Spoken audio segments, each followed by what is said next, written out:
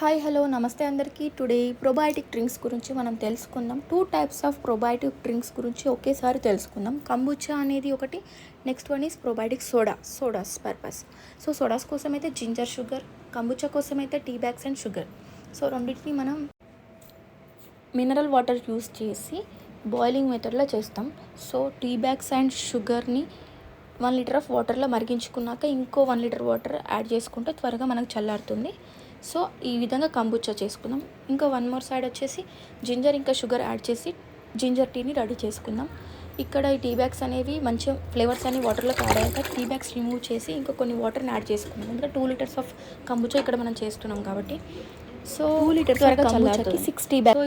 ఆ రెండు పూర్తిగా చల్లారాకనే మనం ఈ జింజర్ బగ్ అండ్ ఇంకా స్కూబీని అందులో యాడ్ చేసుకోవాలి.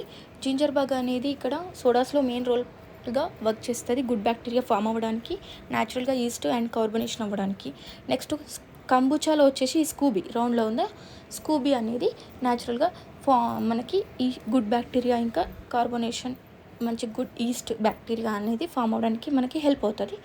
సో దాంతోపాటు కొంచెం రా కంబుచా కూడా మనం అందులో యాడ్ చేసుకోవాల్సి ఉంటుంది.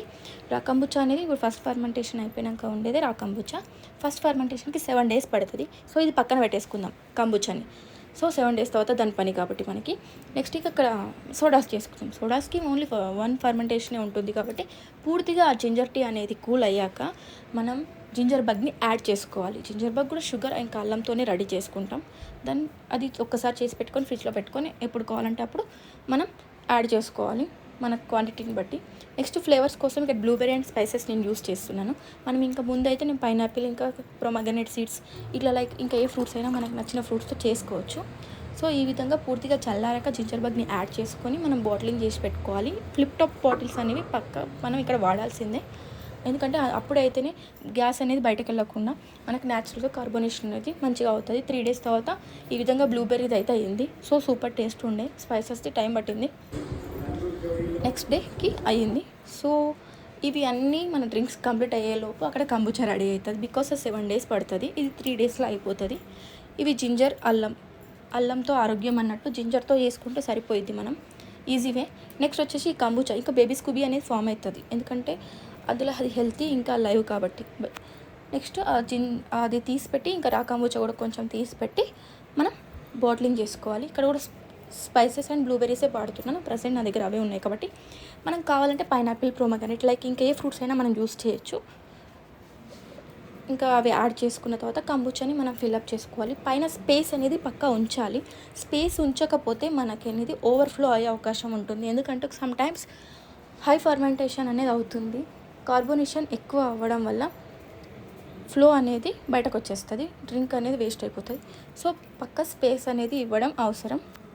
సో ఈ విధంగా మనం బాటిలింగ్ చేసుకోవాలి. ఇంకా క్యాప్ క్లోజ్ చేసుకుని 3 days తర్వాత చూస్తే ఆల్మోస్ట్ 3 daysలో అవుతుంది. సమ్టైమ్ ఇంకా వెదర్ని బట్టి ఉంటుంది. సో ఈ విధంగా ఫ్లో అయిపోతుంది అనమాట మనం సమ్టైమ్స్. సో అందుకే పైన పక్క గ్యాప్ ఇవ్వాలి. సో ముందు ఇవి ప్రొమగనేట్ ఇంకా పైనాపిల్ జ్యూసెస్ అవి శాంపుల్స్.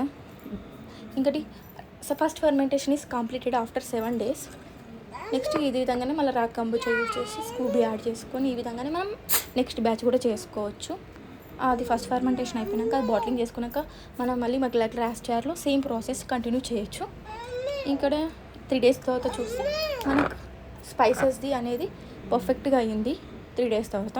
ఇంకోటి బ్లూబెర్రీది అనేది ఇంకా ఒక 80% మాత్రమే అయింది. సో ఇంకా 1 day or 2 days పడుతుండొచ్చు అది ఫుల్గా మనకి కార్బొనేషన్ అయ్యి ఫర్మెంట్ అవ్వడానికి. ఫర్మెంటెడ్ రెసిపీస్లో అయితే మన గట్కి కావాల్సిన గుడ్ బ్యాక్టీరియా అనేది ఎక్కువ ఉంటుంది. గుడ్ బ్యాక్టీరియా అనేది మన గట్లో ఉంటే మనం తిన్న ఫుడ్ నుంచి అందులో ఉన్న న్యూట్రిషన్స్ అనేది మన బాడీ ఈజీగా అబ్జర్వ్ చేసుకుంటుంది.